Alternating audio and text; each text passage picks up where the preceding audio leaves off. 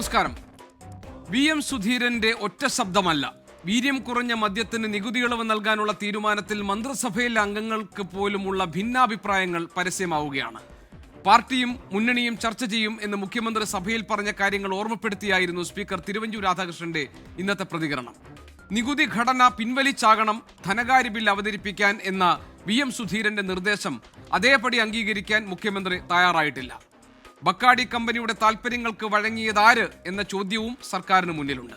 ഒറ്റയ്ക്കെടുക്കുന്ന തീരുമാനങ്ങൾ ഒറ്റയ്ക്ക് നടപ്പാക്കുന്ന BD ശൈലിയാണ് പ്രതിസന്ധിക്ക് കാരണം എന്ന് നിരീക്ഷിക്കുന്നവരുമുണ്ട്.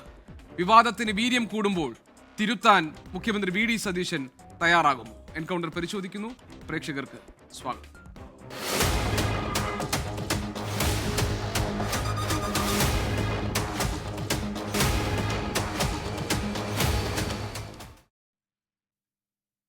കോൺഗ്രസിൽ നിന്ന് അഡ്വക്കേറ്റ് അനിൽ ബോസ്, CPIഎമ്മിൽ നിന്ന് ഡോക്ടർ PK ഗോപൻ, BJPയിൽ നിന്ന് ശ്രീ PR ശിവശങ്കർ, ഒപ്പം തന്നെ മാധ്യമപ്രവർത്തകൻ രാഷ്ട്രീയ നിരീക്ഷകൻ ശ്രീ ആനന്ദ് കൊച്ചുകുടി എന്നിവരാണ് ഈ ചർച്ചയിൽ നമ്മുടെ അതിഥികൾ. അഡ്വക്കേറ്റ് അനിൽ ബോസ്, നിയമസഭയിൽ ശരവേഗത്തിൽ വീര്യം കുറഞ്ഞ മദ്യം കേരളത്തിൽ വിറ്റഴിക്കാൻ പാകത്തിൽ അതിന് നികുതി ഇളവ് അനുവദിച്ചുകൊണ്ടുള്ള തീരുമാനം ഉണ്ടായി. അത് VD സതീശന്റെ ഒറ്റ താല്പര്യപ്രകാരമായിരുന്നു എന്നാണ് പ്രതിപക്ഷത്തിന്റെ ആരോപണം. മുൻ എക്സൈസ് മന്ത്രി MP രാജേഷ് പറഞ്ഞത് കയ്യോടെ പിടികൂടി പ്രതിപക്ഷം എന്നാണ്. ഇനി കോൺഗ്രസിൽ നിന്ന് VM സുധീരൻ പറഞ്ഞത് സഭയിൽ ഈ വിഷയം കൊണ്ടുവരുന്നതിന് മുൻപേ അത് പാർട്ടിയിൽ ചർച്ച ചെയ്യണമായിരുന്നു, UDFൽ ചർച്ച ചെയ്യണമായിരുന്നു എന്നാണ്. LDFനെ വിമർശിച്ച കാര്യങ്ങൾ ഉൾക്കൊണ്ടു തന്നെ വേണമായിരുന്നു ഇതിൽ നടപടി സ്വീകരിക്കാൻ എന്നാണ്. എന്തുകൊണ്ടാണ് ധനകാര്യ ബിൽ അവതരിപ്പിക്കുന്നതിന് മുൻപ് ഈ നിർദ്ദേശങ്ങൾ പിൻവലിക്കണം എന്ന VM സുധീരന്റെ ആവശ്യം മുഖ്യമന്ത്രി പരിഗണിക്കാത്തത്?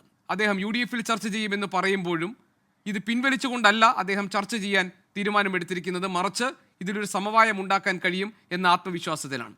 എന്തുകൊണ്ടാണ് മുഖ്യമന്ത്രി തിരുത്താൻ തയ്യാറാകാത്തത്?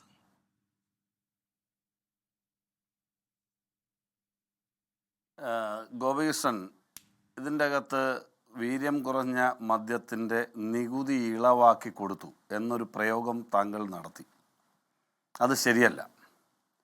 ശരിയല്ല എന്ന് ഞാൻ പറയുന്നത്, കേരളത്തിൽ നിലനിൽക്കുന്ന നിയമത്തിൻ്റെ അടിസ്ഥാനത്തിൽ വൈനിൻ്റെ നികുതി എന്ന് പറയുന്നത് 86%, ബിയറിൻ്റേത് 110%, സ്പിരിറ്റിൽ നിന്നും ഉണ്ടാക്കുന്ന മദ്യത്തിൻ്റേത് 251%.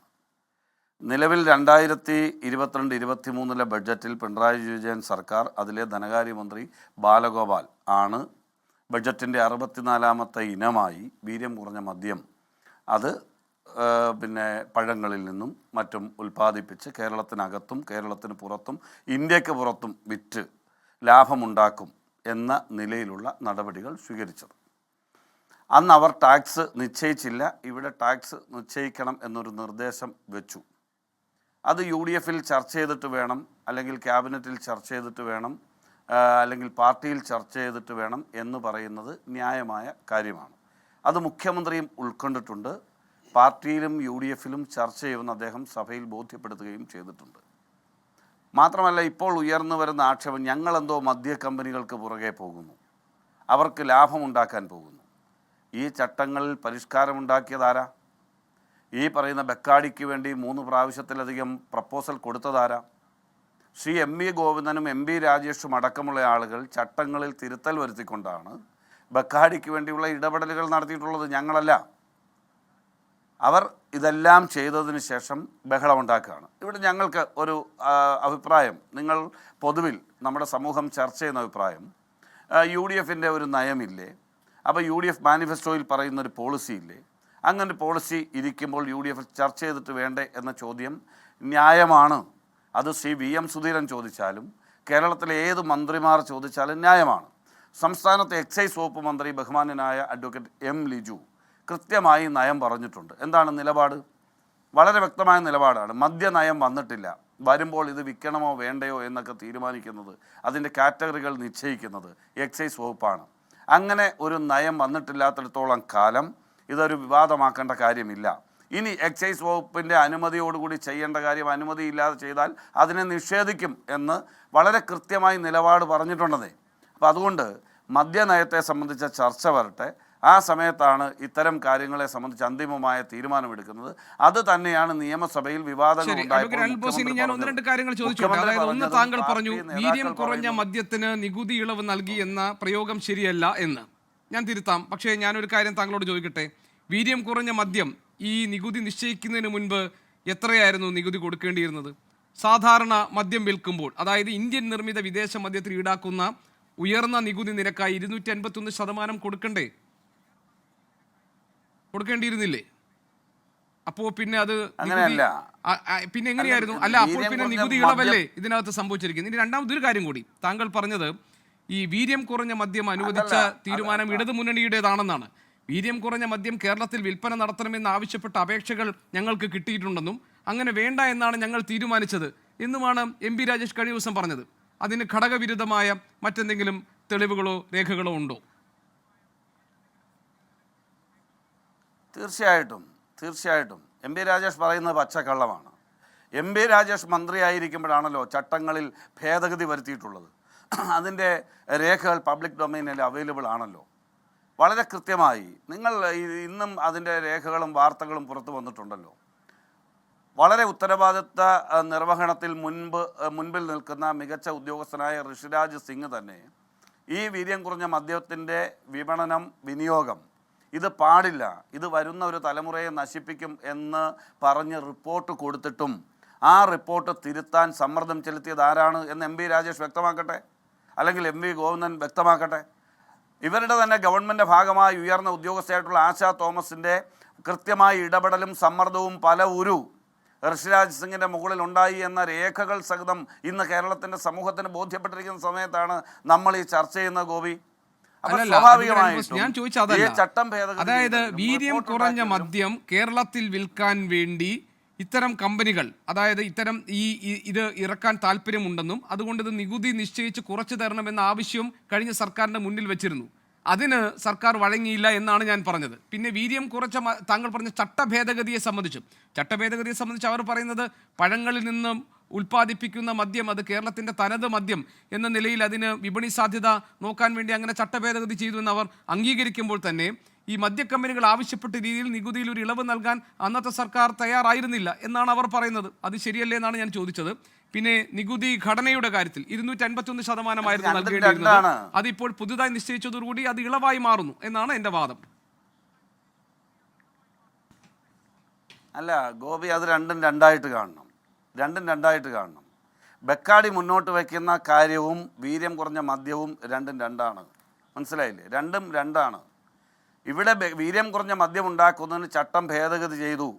ബെക്കാടിയെ സഹായിക്കാൻ വേണ്ടി വിവിധങ്ങളായിട്ടുള്ള ശുപാർശകൾ നടത്തിയ ആളുകൾ അന്നത്തെ ഒന്നാം പിണറായി സർക്കാരിൽ മന്ത്രിയായിരുന്ന എം വി ഗോവിന്ദനും ശ്രീ എം പി രാജേഷുമാണ്. അവരുടെ താല്പര്യം സംരക്ഷിക്കുന്നതിനുള്ള ചട്ടഭേദഗതികൾ നടത്തിയിട്ടുള്ളത് അവരാണെന്നേ. നിലവിൽ നികുതി നിർദ്ദേശമെന്ന് പറയുന്ന ആദ്യമായിട്ട് വരികയാണ്. ഞാൻ ചോദിക്കുന്നു, വീര്യം കുറഞ്ഞ മദ്യം ഇവിടെ ഉൽപ്പാദിപ്പിച്ചോ? ഗവൺമെൻറ് ഉൽപ്പാദിപ്പിച്ചോ? എനിക്കറിയില്ല, എൻ്റെ ശ്രദ്ധയിൽ അത് പെട്ടിട്ടില്ല. വീര്യം കുറഞ്ഞ മദ്യം പുതിയതായി ഉൽപ്പാദിപ്പിച്ചതായി എനിക്കറിയില്ല. അങ്ങനെ ഉൽപ്പാദിപ്പിച്ചിട്ടുണ്ടെങ്കിൽ അത് എക്സൈസ് വകുപ്പ് അതിനെ സംബന്ധിച്ച് ക്ലാരിറ്റിയോടുകൂടി മറുപടി പറയും. ഇവിടെ എന്തുകൊണ്ടാണ് ശ്രീ എം ലിജു നിഷേധക്കുറിപ്പ് ഇറക്കിയത്? എന്തുകൊണ്ടാണ് മദ്യനയത്തെ സംബന്ധിച്ച് അദ്ദേഹം നിലപാട് പറയുന്നത്? മദ്യം വിൽക്കുന്നതിന് വേണ്ടിയാണെങ്കിലും അതിൻ്റെ പർച്ചേസിംഗ് ആണെങ്കിലും അതിൻ്റെ മാനദണ്ഡം നിശ്ചയിക്കുന്ന കാര്യത്തിലാണെങ്കിലും UDF ഒരു പുതിയ നയം വരുമെന്നിരിക്കെ ഞങ്ങളല്ല ഇതിന് ഉത്തരവാദി. ഒറ്റ കാര്യം ഇതിനകത്ത്, അതായത് കേരളത്തിന്റെ പൊതുസമൂഹത്തിന് മുന്നിൽ ഈ സർക്കാരിന്, പാർട്ടിക്ക്, മുന്നണിക്ക് ഒരൊറ്റ കാര്യമേ പറയേണ്ടതുള്ളൂ. വീര്യം കുറഞ്ഞ മദ്യത്തിന് അനുമതി നൽകിക്കൊണ്ട് അന്ന് ചട്ടഭേദഗതി നടത്തിയപ്പോൾ എതിർത്ത UDF അന്ന് പറഞ്ഞ കാരണങ്ങൾ കേരളത്തിൽ മദ്യം ഒഴുകാൻ കാരണമാകുമെന്നാണ്. മാത്രമല്ല അല്ലാതെ കിട്ടുന്ന വരുമാനത്തിൽ വലിയ നഷ്ടമുണ്ടാകും. അതുകൊണ്ട് ഇത് അംഗീകരിക്കാൻ കഴിയില്ല എന്ന നിലപാടെടുത്ത UDF താങ്കൾ പറയുന്നു ഇത് നടപ്പാക്കാൻ ഉദ്ദേശിക്കുന്നില്ല എന്നാണ് UDFന്റെ മദ്യനയത്തിലൂടെ വരാൻ പോകുന്നതെങ്കിൽ പിന്നെ എന്തിനാണ് ഇങ്ങനെ ഒരു നികുതി ഘടന നിശ്ചയിച്ചത്? അതിനൊരു ഉത്തരം പറയണ്ടേ? എന്തുകൊണ്ടാണ് UDFൽ ആലോചിക്കാതെ, പാർട്ടിയിൽ ആലോചിക്കാതെ മുഖ്യമന്ത്രി ഇങ്ങനെ ഒരു തീരുമാനമെടുത്തത്? നിങ്ങളുടെ മദ്യനയം ഇതിനെ അനുകൂലിക്കില്ല എന്ന് താങ്കൾക്ക് ഉറപ്പുണ്ടെങ്കിൽ പിന്നെ എന്തിനാണ്, ആർക്ക് വേണ്ടിയാണ്? ഞാൻ പറഞ്ഞതിൽ വളരെ വ്യക്തമായി നിലപാട് ഞാൻ പറഞ്ഞു കഴിഞ്ഞു. നിലവിൽ മുൻ സർക്കാർ തുടങ്ങി വച്ചതും അവർ പൂർത്തിയാക്കാൻ ആഗ്രഹിച്ചതും അതിൻ്റെ തുടർച്ചയെന്നോണം ഒരു ആഡ് ഓൺ ബഡ്ജറ്റ് എന്നുള്ള നിലയിൽ ഇത് ബജറ്റിൽ പരാമർശിക്കപ്പെട്ടു. ധനകാര്യമന്ത്രി ആയിട്ടുള്ള മുഖ്യമന്ത്രി ഇത് പരാമർശിച്ചു. ആ പരാമർശിച്ചു എന്നതിനർത്ഥം അത് അന്തിമമാണോ? ബജറ്റിൽ വന്നിട്ടുള്ള ആ നിർദ്ദേശം അന്തിമമാണോ?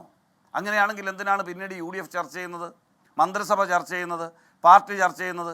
നിയമസഭയിൽ തന്നെ മുഖ്യമന്ത്രി എന്തുകൊണ്ടാണ് പറഞ്ഞത് പാർട്ടിയും മുന്നണിയും അംഗീകരിച്ചാൽ മാത്രമേ ഇത്തരം കാര്യങ്ങൾ ചെയ്യൂ എന്ന് പറയുന്നത്? ഇതൊരു ആഡ് ഓൺ ബജറ്റ് എന്നുള്ള നിലയിൽ അതിൽ പ്രതിപാദിക്കപ്പെട്ട മുൻ ഗവൺമെൻറ് തീരുമാനം ആവർത്തിക്കപ്പെടുമ്പോൾ സ്വാഭാവികമായും വിമർശനങ്ങളുണ്ടാകുന്നു. ഞങ്ങളുടെ നിലപാട് മാറ്റിയിട്ടില്ല. പ്രതിപക്ഷത്തിരുന്നപ്പോൾ പ്രതിപക്ഷ നേതാവാണെങ്കിലും ഐക്യജനാധിപത്യ മുന്നണിയുള്ള മറ്റ് കക്ഷികളും നേതാക്കളുമാണെങ്കിലും ഞങ്ങൾ എടുത്തിട്ടുള്ള തീരുമാനങ്ങളിൽ നിന്ന് ഞങ്ങൾ പിന്നോട്ട് പോയിട്ടില്ലെന്നേ. ഞങ്ങളുടെ തീരുമാനം വരുന്നത് മദ്യനയം അവതരിപ്പിക്കുമ്പോഴാണ്. അവിടെ ഞങ്ങൾക്കൊരു പിഴവുണ്ടായാൽ, ഞങ്ങൾ മുൻകാല നിലപാടിൽ നിന്ന് വ്യത്യസ്തതയുണ്ടായാൽ നിങ്ങൾക്ക് വിമർശിക്കാം. ആ വിമർശനങ്ങൾ അപ്പോഴാണ് നമ്മൾ ചർച്ച ചെയ്യേണ്ടത്. ഇപ്പോൾ മദ്യനയം വന്നിട്ടില്ലാത്ത സാഹചര്യത്തിലും പ്രതിപക്ഷത്തിരുന്നപ്പോൾ എടുത്തിട്ടുള്ള പോളിസികളിൽ ഞങ്ങൾ മാറ്റം വരുത്തിയിട്ടില്ലാത്ത സാഹചര്യത്തിലും ഉറപ്പായിട്ടും കേരളത്തിലെ പൊതുസമൂഹത്തോട് ഞങ്ങൾ പറയാൻ ആഗ്രഹിക്കുന്നത് മദ്യനയത്തിൽ ഇത്തരം ഒരു ഉപയോഗ പ്രോത്സാഹനം ഉണ്ടാക്കുന്ന നടപടി ഉണ്ടാകില്ല. ഒരു മദ്യമുതലാളിയെയും സഹായിക്കാനുള്ള നടപടികൾ ഉണ്ടാകില്ല എന്ന് ആധികാരികമായി പറയാൻ കഴിയും. മറ്റ് അതിഥികളിലേക്ക് പോവുകയാണ് അഡ്വക്കേറ്റ് അനിൽ ബോസ്. പക്ഷേ ധനകാര്യ ബിൽ അവതരിപ്പിക്കുന്നതിന് മുൻപ് തന്നെ അത് ഈ നിർദ്ദേശം പിൻവലിക്കണം എന്നൊരു ഒരു നിർദ്ദേശം, ഒരു അഭിപ്രായം VM സുധീറിന്റെ ഭാഗത്തുണ്ടായിരുന്നു. അത് മുഖ്യമന്ത്രി അംഗീകരിച്ചിട്ടില്ല. അദ്ദേഹം UDF ചർച്ച ചെയ്യാം എന്ന് മാത്രമാണ് പറഞ്ഞിരിക്കുന്നത്. ഒറ്റ സെക്കൻഡ് കൂടി ഗോപി. VM സുധീരൻ ഇന്ന് മാത്രമല്ല ഇത് പറയുന്നത്. VM സുധീരൻ കഴിഞ്ഞ 10 വർഷക്കാലത്തെ അദ്ദേഹത്തിൻ്റെ ഫേസ്ബുക്ക് പോസ്റ്റുകൾ പരിശോധിച്ചാൽ, അദ്ദേഹം കൊടുത്തിട്ടുള്ള കത്തുകൾ പരിശോധിച്ചാൽ അദ്ദേഹം എക്കാലത്തും ഇങ്ങനെ നിലപാടെടുത്തിട്ടുള്ളയാളാണ്. 29 ബാറിൽ നിന്ന് 905 ബാറായി ഉയർത്തിയപ്പോഴും 260-ലധികം വരുന്ന ഔട്ട്ലെറ്റുകൾ കൊടുത്തപ്പോഴും VM സുധീരൻ കത്ത് കൊടുത്തിരുന്നു. നിങ്ങൾ ചർച്ച ചെയ്തോ? ഈ കേരളത്തിലെ ഏതെങ്കിലും സംഘടനകളോ വിഭാഗങ്ങളോ ചർച്ചയ്ക്ക് വന്നോ? ഗവൺമെൻറ് ആ കത്തൊന്ന് വായിച്ചു നോക്കിയോ? വായിച്ചു നോക്കിയിട്ട് ആ കത്തിന്മേൽ ഒരു നടപടിയെടുത്തോ? ഇവിടെ VM സുധീരന് മാത്രമല്ലെന്നേ, ഏതൊരു വഴിപോക്കനും സാധാരണക്കാരായ ഒരു മനുഷ്യന് പോലും ഒരു കത്ത് കൊടുക്കാനും നിർദ്ദേശം സമർപ്പിക്കാനും വിമർശിക്കാനും സ്വാതന്ത്ര്യമുള്ള, അത് കണ്ടാൽ സ്വീകരിക്കുന്ന ഒരു ഗവൺമെൻറ് ഇവിടെ ഉണ്ടെന്നേ. അങ്ങനെ ഒരു ഗവൺമെന്റ് മുൻപാകെ വരുന്ന നിർദ്ദേശങ്ങൾ ഞങ്ങൾ സ്വീകരിക്കും, ഞങ്ങൾ ചർച്ച ചെയ്യും, തിരുത്തും. പിണറായി വിജയന്റെ കാലത്ത് കൊടുത്ത കത്തിനെ കുറിച്ചാണ് താങ്കൾ പറയുന്നതെങ്കിൽ VM സുധീരൻ ഇതിനു മുൻപും ഇത്തരത്തിലുള്ള ഇടപെടലുകൾ നടത്തിയിട്ടുണ്ട്. പക്ഷേ സുധീരന്റെ അനുഗ്രഹാശിസ്സുകൾ വാങ്ങി സുധീരൻ കേരളത്തിലെ ജനത തിരഞ്ഞെടുത്ത ഈ സർക്കാരിനെ ജനങ്ങൾക്ക് ജനതാൽപര്യം മുൻനിർത്തി ഭരിക്കണമെന്ന് ഉപദേശം നൽകി വിട്ട VD സതീശൻ മുഖ്യമന്ത്രിയായിരിക്കുമ്പോൾ അദ്ദേഹത്തെ തന്നെ ഞെട്ടിച്ച ഒന്നാം ബജറ്റിൽ ഈ നിർദ്ദേശങ്ങൾ വന്നപ്പോഴാണ് VM സുധീരൻ കത്തെഴുതുന്നതും പോരാ എന്ന് തോന്നി പിന്നീട് അദ്ദേഹം പരസ്യമായി പ്രതികരിച്ചതും. അതിനുശേഷം ഇന്ന് ആ മന്ത്രിസഭയിൽ ഓരോ അംഗങ്ങളും ഇത് ചർച്ച ചെയ്യേണ്ടതാണെന്ന് ആവർത്തിച്ച് പറയുന്നതും അതുകൊണ്ടാണ്. അവിടെയാണ് സംശയം. ഇത് ആരെടുത്ത തീരുമാനമാണ്, ആർക്ക് വേണ്ടി എടുത്ത തീരുമാനമാണ് എന്ന് ഈ വൈകുന്നേരവും നമുക്ക് ചർച്ച ചെയ്യേണ്ടി വരുന്നത്. അതുകൊണ്ടാണ് ഇനി ഞാൻ താങ്കളിലേക്ക് തിരിച്ചു വരാം. ഇനി ഞാൻ മറ്റ് അതിഥികളിലേക്ക് പോയ ശേഷം ഡോക്ടർ PK ഗോപൻ, ഒരു മിനിറ്റ് ഞാൻ വരാം. ഡോക്ടർ PK ഗോപൻ, ഇനി ഒരു പ്രധാനപ്പെട്ട കാര്യം എന്തായിരുന്നു ഇടതുമുന്നണി സർക്കാരിൻ്റെ ഈ വിഷയത്തിലെ നിലപാടെന്നതാണ്. വീര്യം കുറഞ്ഞ മദ്യം കൊണ്ടുവരാം, അതിന് അനുവാദം നൽകാം എന്ന് തീരുമാനമെടുത്തത് കഴിഞ്ഞ സർക്കാരാണ്.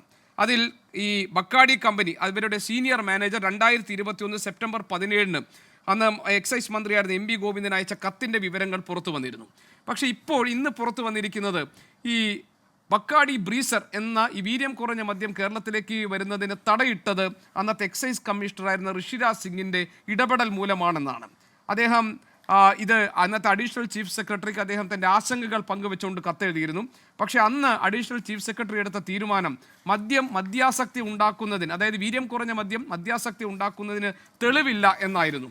മാത്രമല്ല ഇത് 2017 അന്ന് മന്ത്രിയായിരുന്ന TP രാമകൃഷ്ണന് ബക്കാഡി കമ്പനി കത്ത് നൽകുകയും ഈ കാര്യത്തിൽ വീര്യം കുറഞ്ഞ മദ്യം വിൽക്കാൻ ബെവ്കോ സമ്മതം അറിയിക്കുകയും ഒക്കെ ചെയ്തിരുന്നു. പക്ഷേ അതിന് തടസ്സം നിന്നത് അന്നത്തെ എക്സൈസ് കമ്മീഷണറായിരുന്ന ഋഷിരാജ് സിംഗ് ആയിരുന്നു. അദ്ദേഹത്തിൻ്റെ അനുമതിയില്ലാതെ അത് നടപ്പാക്കാൻ കഴിയുമായിരുന്നില്ല. അതുമാത്രമായിരുന്നു കഴിഞ്ഞ സർക്കാരിന് മുന്നിലുള്ള തടസ്സം എന്നല്ലേ വ്യക്തമാകുന്നത് നിങ്ങൾ മറ്റു കാര്യങ്ങളൊക്കെ പറയുമ്പോൾ?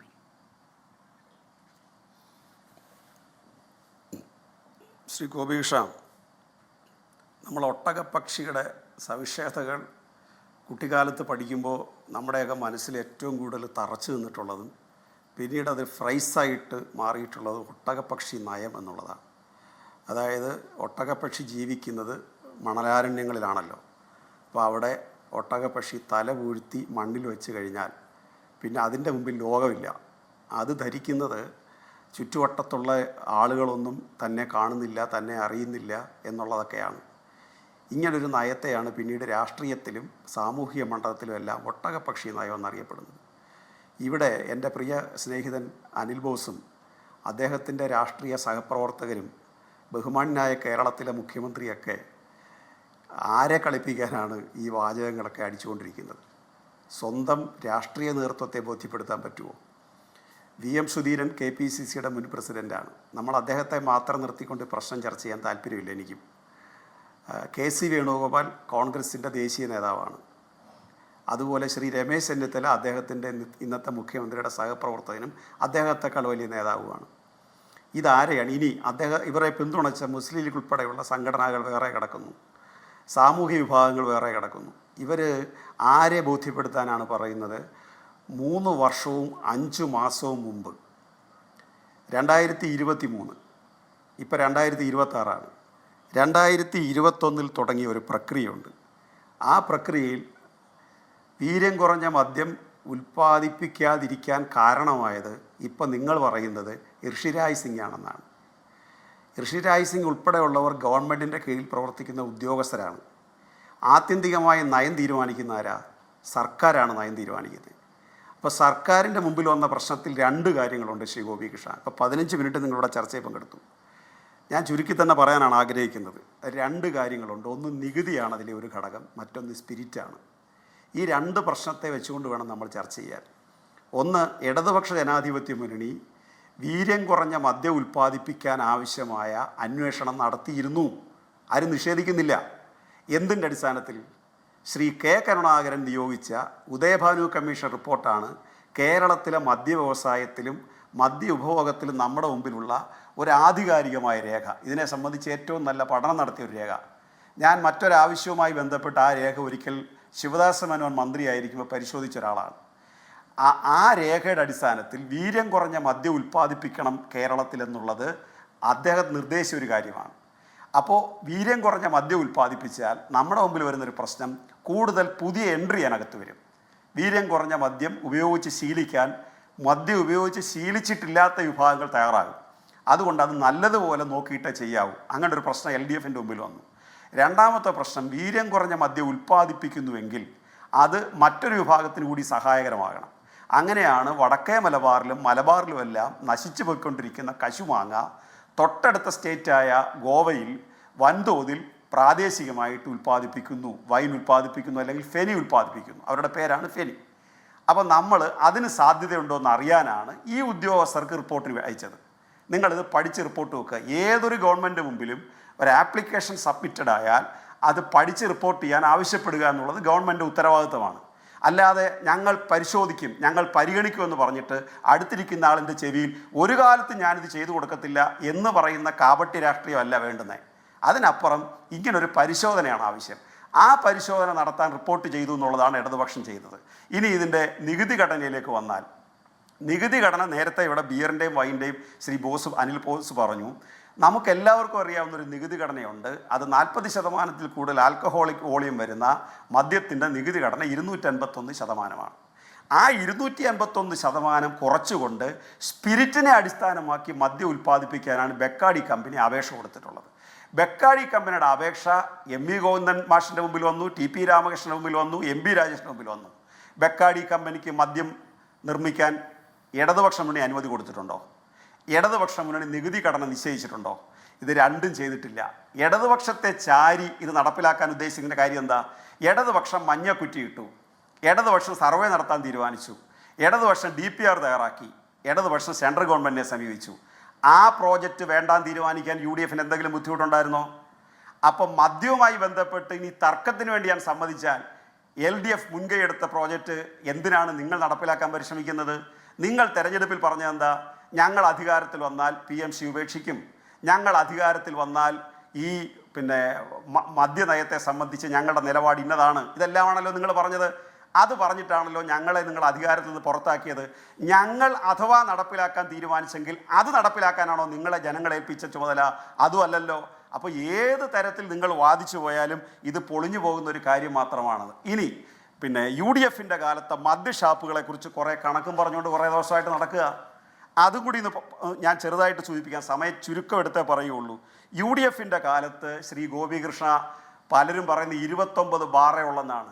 UDFിൻ്റെ കാലത്ത് UDF അധികാരം ഒഴിയുമ്പോൾ ഞാൻ കൃത്യമായി കണക്ക് പറയാം, 29 ബാറ്, 813 ബിയർ ആൻഡ് വൈൻ പാർലറുകൾ, 306 ചില്ലറ വിൽപ്പനശാലകൾ, അങ്ങനെ 1148 ശാലകൾ വച്ചുകൊണ്ടാണ് ഉമ്മൻചാണ്ടി സാർ അധികാരം ഒഴിയുന്നത്. ഇനി അവിടെ വന്ന പ്രശ്നം എന്താണെന്ന് ചോദിച്ചു കഴിഞ്ഞാൽ, അവിടെ ബാറ് പ്രവർത്തിച്ചു കൊണ്ടിരിക്കുമ്പോൾ അത് 3 സ്റ്റാർ ആയാലും 5 സ്റ്റാർ ആയാലും അടിസ്ഥാന സൗകര്യമില്ലാതെ കന്നുകാലികൾക്ക് മദ്യം വിളമ്പി കൊടുക്കുന്നത് പോലെ മനുഷ്യർക്ക് മദ്യം വിളമ്പി കൊടുക്കുന്നതിനെതിരായിട്ട് സുപ്രീം കോടതി വരെ കേസ് പോയി.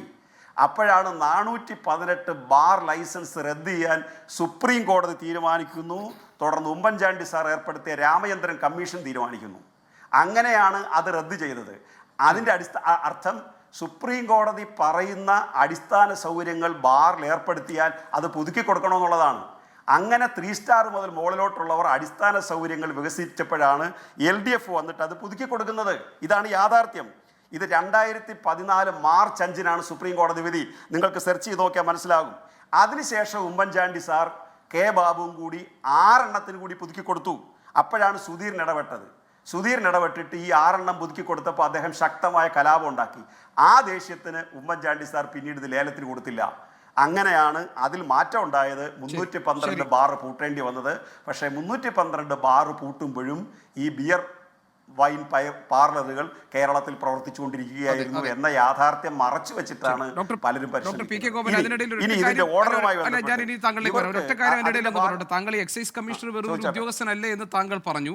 ഈ എന്ത് സംഭവിച്ചാലും കേരളത്തിൽ വീര്യം കുറഞ്ഞ മദ്യം വിൽക്കുന്ന കാര്യത്തിൽ എക്സൈസ് കമ്മീഷണറുടെ പ്രത്യേക അനുമതി ഇല്ലാതെ അത് നടക്കില്ല. മാത്രമല്ല, അന്ന് അഡീഷണൽ പ്രൈവറ്റ് സെക്രട്ടറി ഉൾപ്പെടെ ബെവ്കോ അത് കൊടുക്കാൻ തയ്യാറായിരുന്നു. തീരുമാനം വകുപ്പിൽ നിന്ന് വരണം എന്നത് മാത്രമായിരുന്നു. അഡീഷണൽ പ്രൈവറ്റ് സെക്രട്ടറി ഈ കാര്യങ്ങളിൽ അഡീഷണൽ പ്രിൻസിപ്പൽ സെക്രട്ടറി ഈ കാര്യങ്ങളിൽ എടുത്ത തീരുമാനം ഇത് കുഴപ്പമില്ല എന്നായിരുന്നു. പക്ഷേ ഇത് വലിയ രീതിയിലുള്ള പ്രത്യാഘാതം ഉണ്ടാക്കും എന്ന നിലപാടായിരുന്നു അന്ന് ഋഷിരാജ് സിംഗ് സ്വീകരിച്ചത്. ഇത് തടയിടുന്നതിന് അല്ലെങ്കിൽ അതിന് തടസ്സം നിൽക്കുന്നതിന് വലിയൊരു കാരണമായിട്ടുണ്ട്. ഡോക്ടർ പി കെ ഗോപൻ, ഇനി ഞാൻ ഒരു നിമിഷം താങ്കളിലേക്ക് വരാം. BJP പ്രതിനിധി കൂടി നമ്മളോടൊപ്പം ഉണ്ട്. അതോടൊപ്പം നമ്മുടെ ശ്രീ ആനന്ദ് കൊച്ചുകൂടി ഉണ്ട്. ഞാൻ താങ്കളിലേക്ക് ഇതൊന്ന് ക്ലാരിഫൈ ചെയ്തോട്ടെ. ഞാൻ ഇതൊന്ന് ക്ലാരിഫൈ ചെയ്തോട്ടെ. അങ്ങ് ചോദിച്ച ചോദ്യം ക്ലാരിഫൈ ചെയ്യണ്ടേ? അത് മാത്രം ഇങ്ങനെ അന്തരീക്ഷത്തിൽ കിടന്നാൽ ഇങ്ങനെ. അതായത് ഋഷിരാജ് സിംഗ് സാർ ആയാലും ഏത് IAS ഓഫീസേഴ്സ് IPS ഓഫീസേഴ്സ് ആയാലും ഗവൺമെൻറ്റിൻ്റെ ഒരു പോളിസി ഉണ്ട്. ആ ഗവൺമെൻറ് അവരോട് ഇതിൻ്റെ പ്രായോഗികതയെക്കുറിച്ച് റിപ്പോർട്ട് ചോദിച്ചതാണ്. അപ്പോൾ ഒരാൾ അനുകൂലമായിട്ട് എഴുതി, ഋഷിരാജ് സിംഗ് സാർ എതിരായിട്ട് എഴുതി. ഗവൺമെൻറ്റിൻ്റെ നിലപാടെന്താ? ഗവൺമെൻറ് ഇത് മുമ്പോട്ട് പോകാൻ തീരുമാനിച്ചോ? ഗവൺമെൻറ് നികുതി ഘടന നിശ്ചയിച്ചോ? അങ്ങനെയാണെങ്കിൽ ഇത് ബക്കാഡി കമ്പനി ഗവൺമെൻറ്റുമായിട്ട് കരാറുണ്ടാക്കിയോ?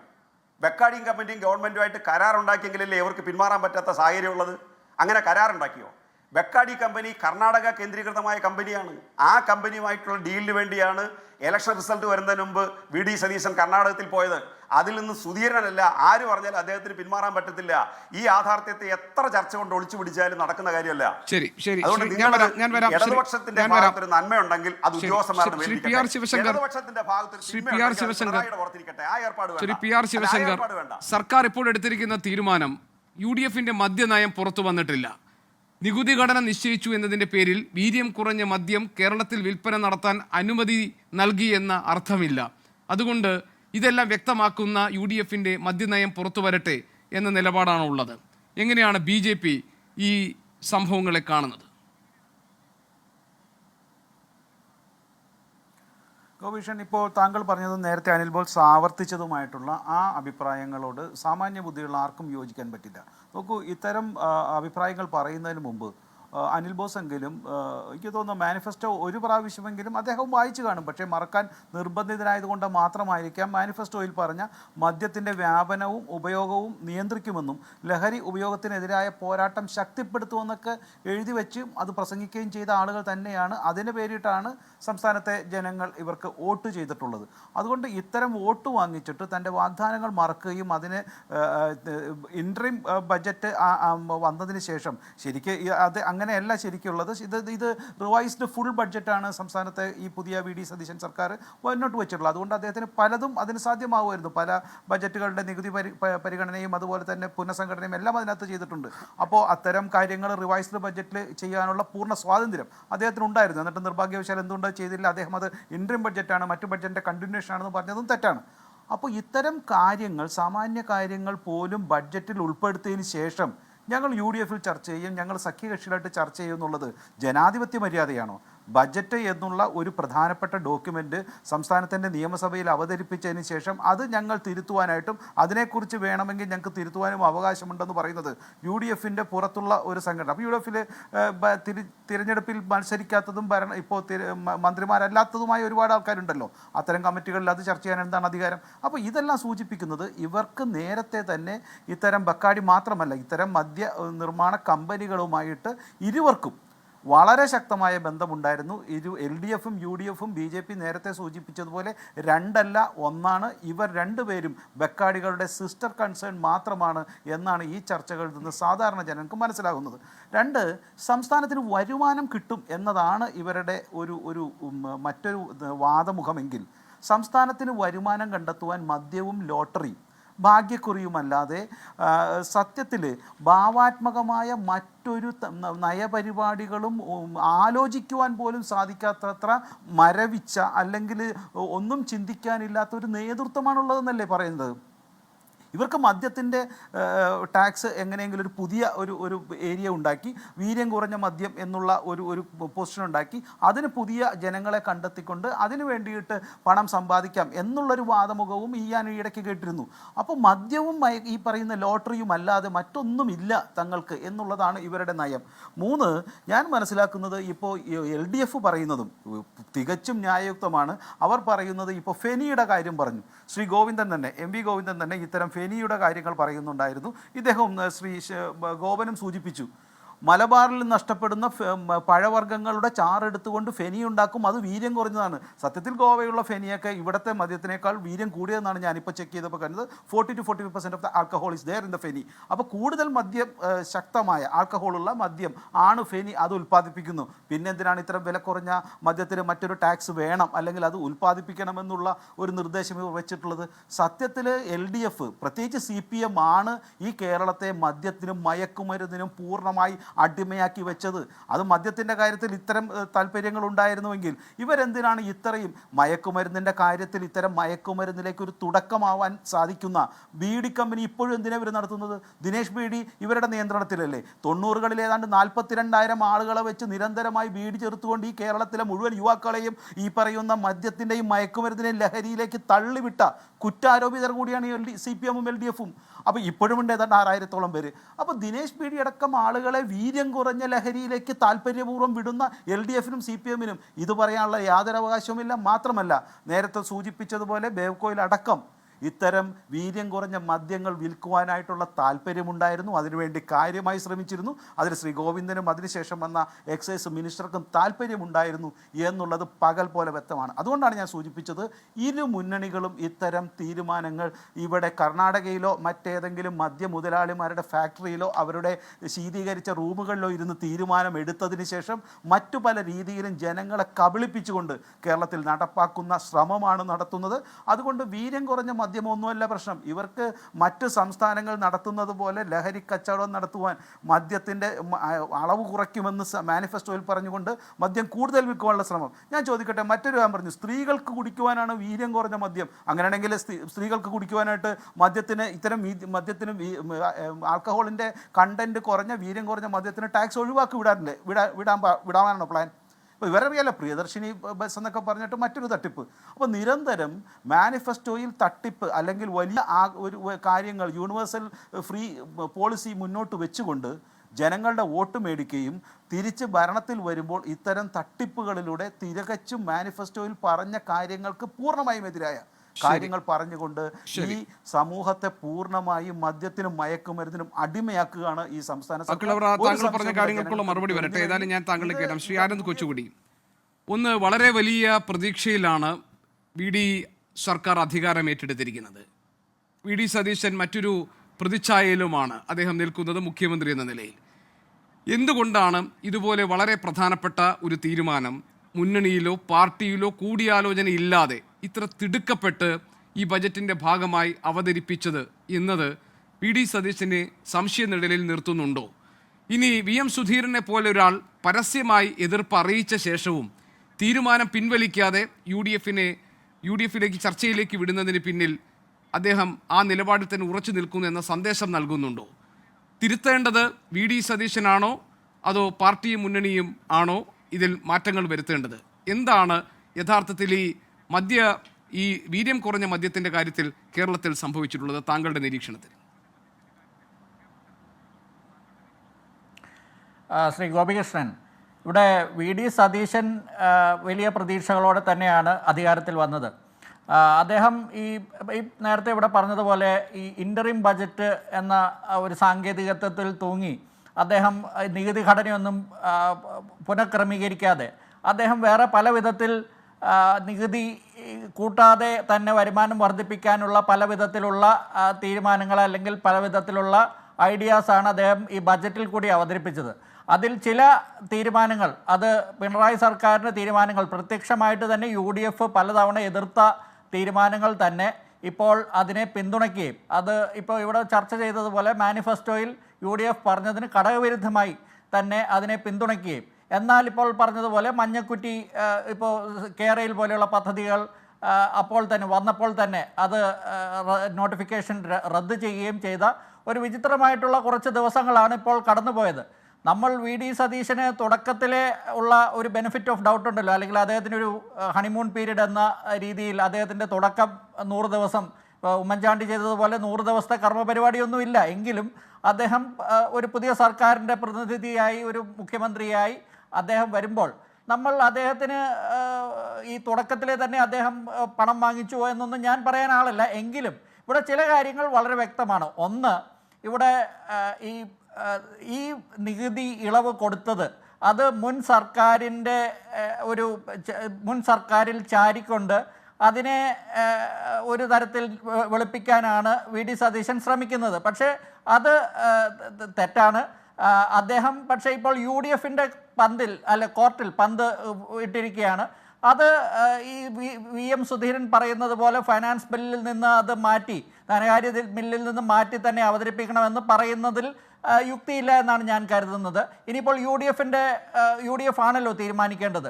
അപ്പോഴും ഒരു കാര്യം നമ്മൾക്ക് മനസ്സിലാകാത്തത് എന്താണെന്ന് വെച്ചാൽ, ഇതെങ്ങനെ ഈ ബജറ്റിൻ്റെ ഭാഗമായി വന്നു? അദ്ദേഹം പറയുന്നത് നികുതി ഇളവ് കൊടുക്കുന്നില്ല അല്ലെങ്കിൽ കൊടുത്തു എന്നുള്ളത് സാങ്കേതികമായിട്ട് മാത്രമാണ്. കാരണം ഇതിനുശേഷം മദ്യനയം എന്ന് പറയുന്നത് അത് UDF തീരുമാനിക്കേണ്ടതാണ്. ഇപ്പോൾ ഇവിടെ LDF പറയുന്നത് അവർ മദ്യനയം തീരുമാനിച്ചിരുന്നു, പക്ഷേ ഞങ്ങൾ നികുതി ഇളവ് കൊടുത്തില്ല. അപ്പോൾ ഇവർ രണ്ടുപേരും, അതായത് UDFും ഒരു വശത്ത് അവരും സംശയനിഴലിലാണ്, LDFും സംശയനിഴലിലാണ്. ഇപ്പോൾ LDF പറയുന്നത് പോലെ ഇവിടെ ഈ കശുമാങ്ങയിൽ നിന്നുള്ള വീര്യം കുറഞ്ഞ മദ്യത്തിൻ്റെ കാര്യമൊന്നും അല്ല അവരന്ന് തീരുമാനിച്ചത്. 2021 നവംബറിൽ MV ഗോവിന്ദൻ ഫയൽ നോട്ടിങ്ങിൽ കുറിച്ചു വെച്ചത് ബക്കാഡിയുടെ കൃത്യമായിട്ടുള്ള ലെറ്ററിൻ്റെ പേര് പറഞ്ഞുകൊണ്ടാണ്. അവിടെ ബക്കാഡി ബ്രീസറും ബക്കാഡി പ്ലസും 4.8%, 8% വീര്യമുള്ള ആൽക്കഹോൾ ഉള്ള മദ്യത്തിൻ്റെ കാര്യം പറഞ്ഞുകൊണ്ട് തന്നെയാണ് ഗോവിന്ദൻ മാഷ് അദ്ദേഹത്തിൻ്റെ ഫയൽ നോട്ടിങ്ങിൽ പറയുന്നത്. ഈ കാര്യത്തിൽ എന്താണ് അടിയന്തരമായി റിപ്പോർട്ട് നൽകുക അല്ലെങ്കിൽ അടിയന്തരമായി തീരുമാനമെടുക്കുക എന്ന രീതിയിലാണ് അദ്ദേഹത്തിന് ഫയലിൽ കുറിക്കുന്നത്. അതിനുശേഷം ഈ SDF എന്ന് പറയുന്ന ഒരു കമ്പനി കൂടി വന്നിട്ട് അവർ കൂടി ഇതിൻ്റെ അകത്ത് ഭാഗവാക്കാവുന്നു. അപ്പോൾ അവരുടെ മദ്യത്തിൽ ആൽക്കഹോൾ കണ്ടന്റ് 20%. അപ്പോൾ ഋഷിരാജ് സിംഗിനെ പോലുള്ള എക്സൈസ് കമ്മീഷണർ പറയുന്നു ഈ 8% കൂടുതൽ എന്ന് പറയുന്നത് വീര്യം കുറഞ്ഞ മദ്യത്തിൽ ഉൾപ്പെടുത്താൻ പറ്റില്ല എന്ന് പറയുമ്പോൾ SDFനെ കൂടി അതിൻ്റെ ഭാഗമായിട്ട് ഉൾപ്പെടുത്താൻ വേണ്ടി 0.5 to 20% എന്ന് പറയുന്ന വിചിത്രമായ ഒരു നികുതി ആ ഒരു രീതിയിലേക്ക് മദ്യനയം LDF കൊണ്ടുവന്നത് തന്നെ വളരെ സംശയാസ്പദമാണ്. ഞാൻ അതിനിടയിൽ ഒരു കാര്യം ചോദിക്കട്ടെ. ഇപ്പോൾ താങ്കൾ LDFന്റെ കാര്യം പറയുന്ന കൂട്ടത്തിൽ തന്നെ ശ്രീ ആനന്ദ് കൊച്ചുകൂടി, എൻ്റെ ചോദ്യം, എന്തുകൊണ്ടാണ് ഈ UDFനകത്ത് ചർച്ച ചെയ്ത് കൊണ്ടുവരേണ്ടിയിരുന്ന ഒരു നികുതി ഘടനയിലെ മാറ്റം ആരോടും ചർച്ച ചെയ്യാതെ വി ഡി സതീശൻ ഈ ബജറ്റിൽ ഉൾപ്പെടുത്തിയിട്ടുണ്ടാവുക? ഇനി അദ്ദേഹത്തിൻ്റെ തന്നെ പാർട്ടിയിൽ ഏറ്റവും മുതിർന്ന മദ്യവിരുദ്ധ നിലപാട് മുൻപും UDF ഭരിച്ചപ്പോൾ തന്നെ പരസ്യമായി സ്വീകരിച്ചിട്ടുള്ള VM സുധീരനെ പോലൊരാൾ പരസ്യമായി പറഞ്ഞിട്ടും കത്തയച്ച ശേഷവും അതൊന്നും കാണാതെ കണ്ടില്ലെന്ന് പറഞ്ഞുകൊണ്ട് ഇങ്ങനെ ഒരു നയത്തിലേക്ക് കടക്കുന്നുണ്ടാവുക? എന്തുകൊണ്ടാണ് ആ നിർദ്ദേശം തിരുത്തിയ ശേഷം അല്ലെങ്കിൽ പിൻവലിച്ച ശേഷം ഇത് UDF-ൽ ചർച്ച ചെയ്യട്ടെ എന്നൊരു നിലപാട് അദ്ദേഹം സ്വീകരിക്കാതിരുന്നത്? നേരത്തെ പിണറായി ശൈലിയെ വിമർശിച്ച് നിയമസഭയിൽ തിളങ്ങിയ VD സതീശൻ അദ്ദേഹം മറ്റൊരു ശൈലി രൂപീകരിക്കുകയാണോ? അദ്ദേഹം എടുത്ത തീരുമാനം അദ്ദേഹം നടപ്പാക്കാൻ ഉറച്ച് ഇനി അതിനൊരു സമവായത്തിൻ്റെ വഴി കണ്ടെത്തുക എന്നതിലേക്ക് VD സതീശൻ മാറുകയാണോ? അങ്ങനെയാണെങ്കിൽ ശൈലി കൂടി തിരുത്തപ്പെടേണ്ടതാണ് എന്ന് താങ്കളെപ്പോലെ ഒരു രാഷ്ട്രീയ നിരീക്ഷകൻ പറയുമോ? ശ്രീ VD സതീശൻ്റെ ശൈലി അത് അദ്ദേഹം പ്രതിപക്ഷ നേതാവായിരുന്നപ്പോൾ തന്നെ കോൺഗ്രസ് നേതാക്കൾക്കിടയിൽ വലിയ തോതിൽ ചർച്ച ചെയ്യപ്പെട്ട ഒരു കാര്യമാണ്. അദ്ദേഹത്തിന് ഗ്രൂപ്പ് എന്ന രീതിയിൽ വലിയ പിന്തുണയൊന്നും ഇല്ലെങ്കിൽ പോലും അദ്ദേഹം പ്രതിപക്ഷ നേതാവ് എന്ന നിലയിൽ വളരെ കർശനമായിട്ട് വളരെ മുതിർന്ന നേതാക്കളെ തന്നെ പലരുടെ പത്രക്കാരുടെയൊക്കെ മുന്നിൽ വെച്ച് അദ്ദേഹം ശാസിക്കുക, അല്ലെങ്കിൽ അവരെ നിഷ്കരുണം അവരോട് പല കാര്യങ്ങളും വെട്ടിത്തുറന്ന് പറയുക. അത് പലർക്കും ഈഗോ അല്ലെങ്കിൽ പലർക്കും അതിൽ വലിയ പ്രശ്നങ്ങളുണ്ടായിരുന്നു. അദ്ദേഹത്തിൻ്റെ ആ ശൈലി ഇപ്പോൾ അദ്ദേഹം മുഖ്യമന്ത്രി ആയതിനു ശേഷം അദ്ദേഹം കുറച്ചുകൂടി പൂർവാധികം ശക്തിയോടുകൂടി അദ്ദേഹം തുടരുക എന്ന രീതിയാണ് അദ്ദേഹം കാണിക്കുന്നത്. പക്ഷേ അദ്ദേഹം ഒരു മിനി പിണറായി അല്ലെങ്കിൽ ഒരു പിണറായി വിജയൻ്റെ അരപ്പിണറായി എന്ന രീതിയിൽ അദ്ദേഹത്തിൻ്റെ ഒരു ശൈലി മാറിയെന്നൊന്നും ഞാൻ കരുതുന്നില്ല. അതിനേക്കാൾ ഉപരി ഈ 0.5 to 20% എന്ന നികുതി ഇളവ് ആ രീതിയിലുള്ള ആ മദ്യനയത്തിൻ്റെ തീരുമാനം എടുക്കുന്നതിന് മുൻപ് ഈ വീര്യം കുറഞ്ഞ മദ്യത്തിന് നികുതി ഇളവ് അദ്ദേഹത്തിൻ്റെ ബജറ്റിൽ എങ്ങനെ വന്നു എന്നുള്ളത് എന്തായാലും അദ്ദേഹം തന്നെയാണ് അതിന് ഉത്തരം പറയേണ്ടത്. കാരണം നമുക്കാർക്കും അറിയില്ല ഇതെങ്ങനെ അതിൽ വന്നു. ഇത് അദ്ദേഹം സംശയനിഴലിൽ തന്നെയാണ്. അത് ഇപ്പോൾ അദ്ദേഹം പണം വാങ്ങിയെന്നോ അല്ലെങ്കിൽ UDF-ന് അതിൽ ഈ ബക്കാടി കമ്പനിയോ മറ്റേതെങ്കിലും കമ്പനികളോ എന്തെങ്കിലും പണം കൈമാറിയെന്നോ ഒന്നും പറയാൻ ഞാനല്ല. പക്ഷേ ശരിയാണ്, അദ്ദേഹം സംശയനിഴലിൽ തന്നെയാണ്, അല്ലെങ്കിൽ ഈ കാര്യത്തിൽ സർക്കാർ സംശയനിഴലിൽ തന്നെയാണ്. അത് പക്ഷേ VM സുധീരൻ്റെ ഒരു തീട്ടൂരത്തിന് വഴങ്ങി ഫൈനാൻസ് ബില്ലിൽ നിന്ന് മാറ്റണമെന്നൊന്നും ഞാൻ പറയില്ല. 84 മുതൽ പല രീതിയിൽ ഇവിടെ VM സുധീരൻ കോൺഗ്രസിൻ്റെ സ്വന്തം സർക്കാരുകളെ പ്രതിസന്ധിയിലാക്കിയിട്ടുണ്ട്. 84-ൽ അദ്ദേഹം സ്പീക്കറായിട്ട് കരുണാകരനെതിരെ യുദ്ധം പ്രഖ്യാപിക്കുന്നു.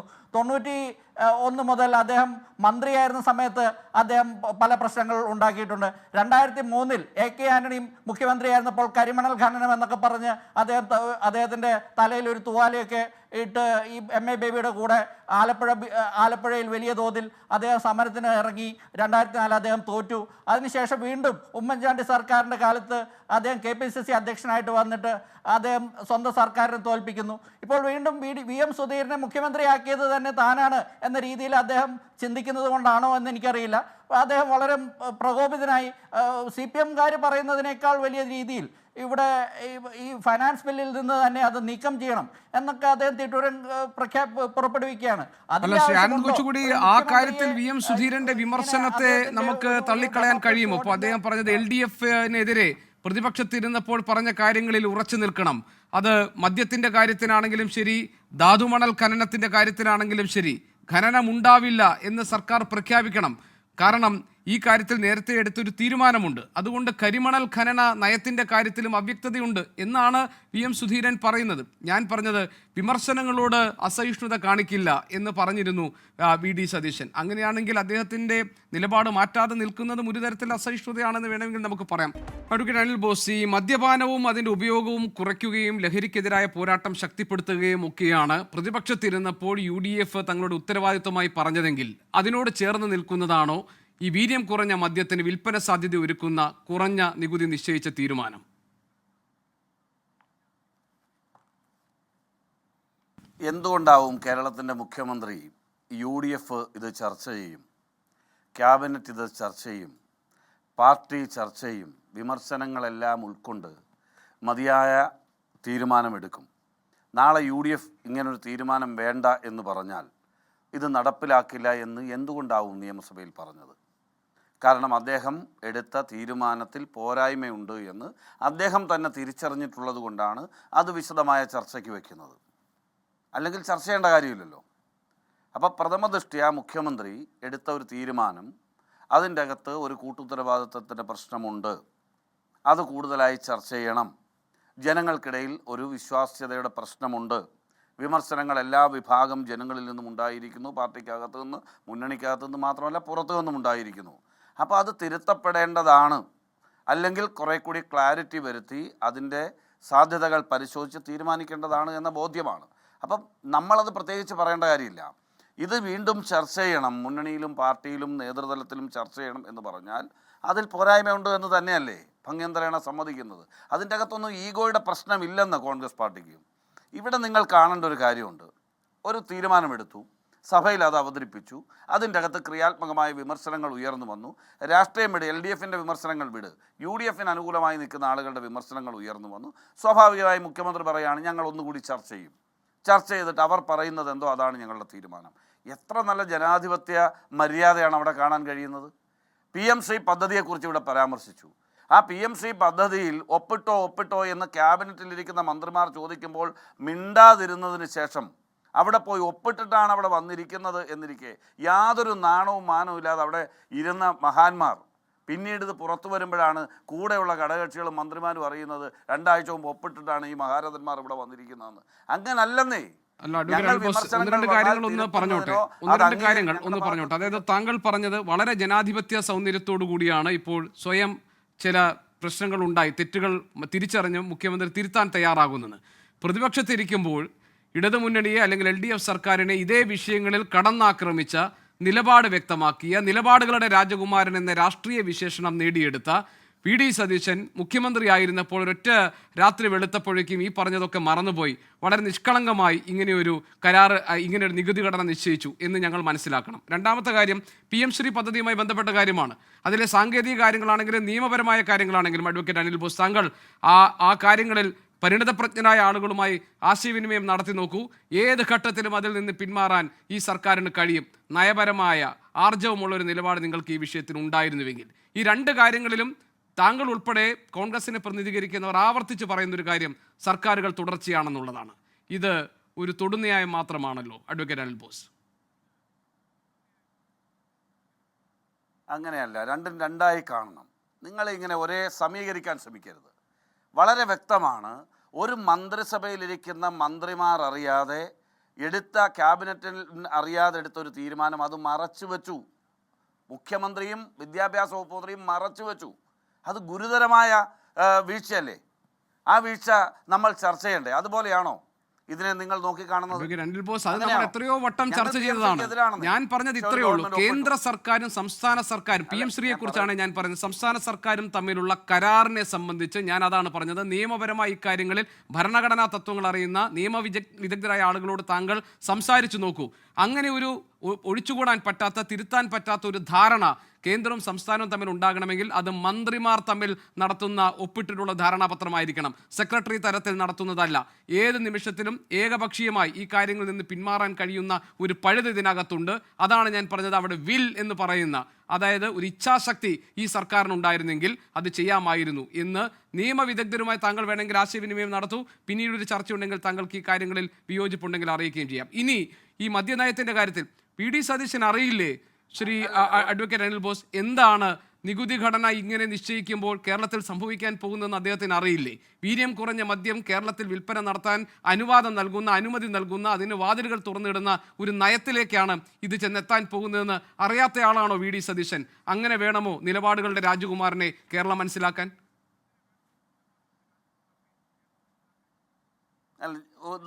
ഞങ്ങൾ പറയുന്നത് എന്താണ്? ഒറ്റ കാര്യമല്ലേ ഞങ്ങൾ പറയുന്നുള്ളൂ. ഈ ഗവൺമെൻറ് വന്നതിന് ശേഷം ഞങ്ങൾ പ്രതിപക്ഷത്തിലിരുന്നപ്പോൾ എടുത്ത വിഷയങ്ങളോടുള്ള ഞങ്ങളുടെ സമീപനത്തെ നിങ്ങൾ എന്തുകൊണ്ട് പോസിറ്റീവായി കാണുന്നില്ല? ഞങ്ങൾ ഓരോ പർട്ടിക്കുലർ വിഷയത്തിലേക്ക് കടന്നു പോകാൻ വേണ്ടിയല്ല, മുൻ കാര്യങ്ങൾ ഇവിടെ പ്രതിപാദിച്ചുകൊണ്ടാണ്. ഇവിടെ BJPയുടെ പ്രതിനിധി സ്ത്രീകളുടെ സൗജന്യ യാത്ര എന്ന് പറയുന്ന തട്ടിപ്പാണെന്ന് പറഞ്ഞു. തട്ടിപ്പാണോ? ലക്ഷോപലക്ഷം വരുന്ന ആളുകൾ, ആദ്യത്തെ ദിവസം തന്നെ 13 ലക്ഷം ആളുകളാണ് യാത്ര ചെയ്തത് KSRTC ബസ്സിൽ, ഓർഡിനറി ബസ്സിൽ സൗജന്യമായി. 13 ലക്ഷത്തിലധികം ആളുകളാണ് യാത്ര ചെയ്തത്. അത് തട്ടിപ്പാണെന്നാണ് BJP പ്രതിനിധി പറയുന്നത്. അതിനൊക്കെ ഞങ്ങൾ എന്താ മറുപടി പറയേണ്ടത്? നവീൻ ബാബുവിൻ്റെ മരണവുമായി ബന്ധപ്പെട്ട് CBI അന്വേഷണം ശുപാർശ ചെയ്ത് അദ്ദേഹത്തിൻ്റെ മകൾക്ക് ഞങ്ങൾ ജോലി കൊടുത്തു, ഇല്ലേ? കത്രിയ വയറ്റിൽ കുടുങ്ങി നിരാലംബയായി മാറിയ ഹർഷിന എന്ന് പറയുന്ന സ്ത്രീക്ക് ഞങ്ങൾ നിലപാടെടുത്തന്നെ അവർക്ക് അനുകൂലമായി അവർക്ക് ജോലി കൊടുത്തു. ഞങ്ങൾ PSC റാങ്ക് ഹോൾഡേഴ്സിൻ്റെ ഉള്ള അവസരങ്ങൾ ഒരുക്കാൻ വേണ്ടിയുള്ള നടപടികൾ സ്വീകരിച്ചു. അംഗനവാടി ടീച്ചർമാരുടെ ഹെൽപ്പർമാരുടെ പാചകത്തൊഴിലാളികളുടെ വിഷയങ്ങളിൽ ഞങ്ങൾ ഇടപെട്ടു. അങ്ങനെ എണ്ണിയാൽ ഒടുങ്ങാത്ത ഞങ്ങൾ ക്ഷേമ പരിപാടികളും വികസന പരിപാടികളുമായി മുന്നോട്ട് പോകുന്നു. കൂടുതൽ തൊഴിലവസരങ്ങൾ ഉണ്ടാക്കാനുള്ള പ്രഖ്യാപനങ്ങളുമായി മുന്നോട്ട് പോകുന്നു. വയോജന വകുപ്പ് രൂപീകരിക്കും. ഞങ്ങൾ പറഞ്ഞ കാര്യങ്ങളൊക്കെ ഉറച്ചു നിൽക്കുകയാണെന്ന്. ഇവിടെ രണ്ട് കാര്യങ്ങളാണ് ഡിസ്പ്യൂട്ടഡ് ആയിട്ട് നിങ്ങൾ ചൂണ്ടിക്കാണിക്കുന്നത്. ഒന്ന് ഈ നികുതി ഘടനയുമായി ബന്ധപ്പെട്ട വിഷയവും മറ്റൊന്ന് PMCയുമായി ബന്ധപ്പെട്ട വിഷയവും. ഈ രണ്ട് വിഷയവും ഡിബേറ്റ് ചെയ്യണം. ഞങ്ങൾ ഡിബേറ്റ് ചെയ്യണമെന്ന് ആഗ്രഹിക്കുന്നവരാണെന്ന്. ഞങ്ങൾ പാർട്ടിക്ക് പുറത്ത് മാത്രമല്ല, മുന്നണിക്ക് പുറത്ത് മാത്രമല്ല, സർക്കാരിലടക്കം അതിനെ സംബന്ധിച്ച് ഡിബേറ്റുകൾ ഉണ്ടാവണം. ആ ഡിബേറ്റുകൾക്ക് അതിന്റെ അടിസ്ഥാനത്തിൽ വേണം തീരുമാനങ്ങൾ ഉണ്ടാകാൻ. ഡോക്ടർ പി കെ ഗോപൻ, താങ്കളുടെ മറുപടി. ശ്രീ ഗോപികൃഷ്ണൻ, അങ്ങ് വളരെ അപ്ഡേറ്റഡായ പത്രപ്രവർത്തകനല്ലേ? അങ്ങ് അറിഞ്ഞിട്ടില്ലയോ ഈ നിലപാടുകളുടെ രാജകുമാരൻ എന്ന ഫ്ലെക്സ് ബോർഡ് മാറി അവസരവാദികളുടെ രാജകുമാരൻ എന്ന ഫ്ലെക്സ് ബോർഡ് കേരളത്തിൽ വന്നിട്ട് ദിവസങ്ങൾ പലത് കഴിഞ്ഞു? അതങ്ങ് ഓർക്കുന്നല്ലതാണ്. രണ്ടാമത് 3 വർഷമായി 3 പ്രാവശ്യം രാജ്യത്തെ ഏറ്റവും വലിയ മദ്യക്കമ്പനി ബക്കാടി TP രാമകൃഷ്ണൻ്റെ, MP രാജേഷിൻ്റെ, MV ഗോവിന്ദൻ്റെ മുമ്പിൽ തേരാപാര നടന്നിട്ട് അനുവാദം കിട്ടാതിരിക്കുകയാണെന്നുകൂടി നിങ്ങൾ ഓർക്കണം, ഇതെല്ലാം കൂടി ചർച്ച ചെയ്യുമ്പോൾ. പിന്നെ ശ്രീ ശിവശങ്കർ സാർ ഇത് പറയുമ്പോൾ അദ്ദേഹം ഭരിക്കുന്ന അരുണാചൽ പ്രദേശിൽ 50% പുരുഷന്മാർ മദ്യപാനികളും 23% സ്ത്രീകൾ മദ്യപാനികളുമാണ്. വടക്കൻ കേരളത്തിൽ 4 കടുകുമണി വലിപ്പത്തിലുള്ള പുകയില വെച്ച് ദിനേശ് ബീഡി ഉണ്ടാക്കുന്നതാണ് രാജ്യത്തെ ഏറ്റവും വലിയ ലഹരി എന്ന് അദ്ദേഹം പറയുമ്പോൾ, നോർത്ത് ഇന്ത്യൻ സ്റ്റേറ്റിൽ നിന്നാണ് ഈ പാൻപരാഗ് മൊത്തം കേരളത്തിലേക്ക് വരുന്നത്. അങ്ങ് ഓർക്കണം, 80,000 മദ്യഷാപ്പുകളാണ് ഇന്ത്യ രാജ്യത്ത് മുഴുവൻ പ്രവർത്തിക്കുന്നത്. എന്ന് പറഞ്ഞാൽ 20,000 പേർക്കൊരു മദ്യഷാപ്പാണ്. കേരളത്തിൽ 25,000 പേർക്കൊരു മദ്യഷാപ്പേ ഉള്ളൂ. കേരളത്തിൽ ആകെ 1457. നിങ്ങൾ BJP കൂടെ മാറി മാറി ഭരിച്ച കർണാടകത്തിൽ 14,500 മദ്യഷാപ്പുകൾ അംഗീകൃതമായി പ്രവർത്തിക്കുന്നുണ്ട് എന്ന യാഥാർത്ഥ്യം നിങ്ങൾ തിരിച്ചറിയണം. അപ്പോൾ കേരളത്തിൽ എല്ലാ വരുമാനവും മദ്യത്തിൽ നിന്നാണ്, ലോട്ടറിയിൽ നിന്നാണെന്ന് പറയുന്നത് അങ്ങേപ്പോലെ ഒരാൾ ഒരിക്കലും പറഞ്ഞുകൊണ്ട് നടക്കരുത്. കേരളത്തിൽ മദ്യത്തിൽ ലോട്ടറിയിൽ നിന്നും അല്ല കേരളത്തിലെ ഭൂരിഭാഗം വരുമാനം. ഇനി സംസ്ഥാന ഗവൺമെൻറ് വരുമാനം ഇൻകം ടാക്സ് നിശ്ചയിക്കാൻ അധികാരം ഏതിന് മാത്രമാണെന്നും അങ്ങേക്കറിയാം. GST ഏർപ്പെടുത്തിയോടുകൂടി സംസ്ഥാന ഗവൺമെൻറ് ടാക്സ് നിശ്ചയിക്കാനുള്ള അവകാശം മദ്യത്തിനും വേണ്ടി വന്നാൽ ലോട്ടറിക്കും അങ്ങേയറ്റം ഒരു ചെറിയ സെസ് ഏർപ്പെടുത്താൻ പെട്രോൾ ഡീസലിന് മാത്രമേ കഴിയുള്ളൂ എന്നും കൂടി അങ്ങ് ഓർക്കണം. അപ്പോൾ സംസ്ഥാനത്തിന് വരുമാനമില്ല. ഇപ്പോൾ പെട്രോളിൻ്റെയും ഡീസലിൻ്റെയും വില അന്താരാഷ്ട്ര കമ്പോളത്തിൽ കുറഞ്ഞിട്ടും നിങ്ങൾ വില കുറയ്ക്കാൻ തയ്യാറാവുന്നില്ല. ഈ പിടിച്ചു വാങ്ങിച്ചത് വീണ്ടും നിങ്ങളുടെ കൈ വെച്ചേക്കുക. അപ്പോൾ രാജ്യം മൊത്തം മദ്യവും പാൻപരാഗും ലഹരിയും ഏത് മുറുക്കാൻ കടയിലും വിദേശ വടക്കേന്ത്യയിലോട്ട് എന്നാൽ കിട്ടുന്ന ഒരു സാധനം നിയന്ത്രിതമായ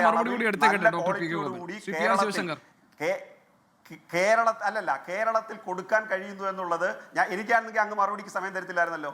അപ്പോൾ കേരളത്തിൽ കൊടുക്കാൻ കഴിയുന്നു എന്നുള്ളത് കേരളത്തിൽ ഇടപെടുന്നതിൻ്റെ ഭാഗമായിട്ടാണ്. അപ്പോൾ UDF ആയാലും LDF ആയാലും സ്റ്റേറ്റ് ഭരിച്ചുകൊണ്ടിരിക്കുമ്പോൾ അവർക്ക് വരുമാനം ഇതിൽ നിന്ന് മാത്രമേ ഉള്ളൂ. അപ്പോൾ ആ വരുമാനം നല്ല അരുണാചലിന്റെ കഥയൊക്കെ പറയാം. ഏതായാലും വേളാങ്കണ്ണിയിലേക്ക് തീർത്ഥയാത്രയും ഊട്ടിയിലേക്ക് തീരുമാനിച്ചിരിക്കുകയാണ്.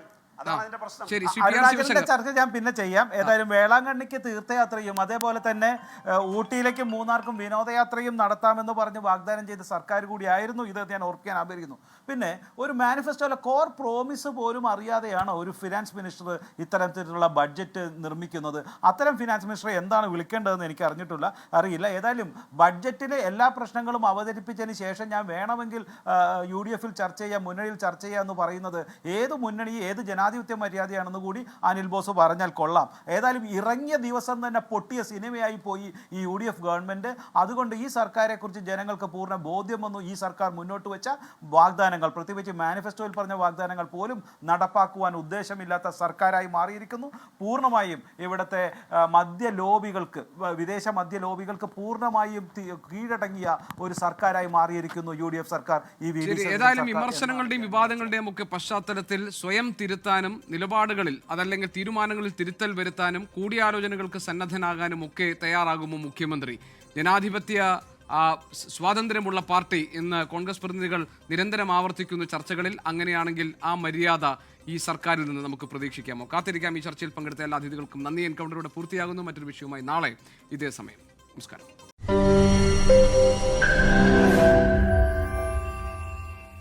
ലോകത്തെവിടെയായാലും ഏത് സമയത്തും 24 വാർത്തകളും ഓഗ്മെന്റഡ് റിയാലിറ്റി പാക്കേജുകളും എക്സ്പ്ലെയിനറുകളും വിശദമായി കാണാൻ ഞങ്ങളുടെ YouTube ചാനൽ നിങ്ങൾക്ക് സബ്സ്ക്രൈബ് ചെയ്യാം.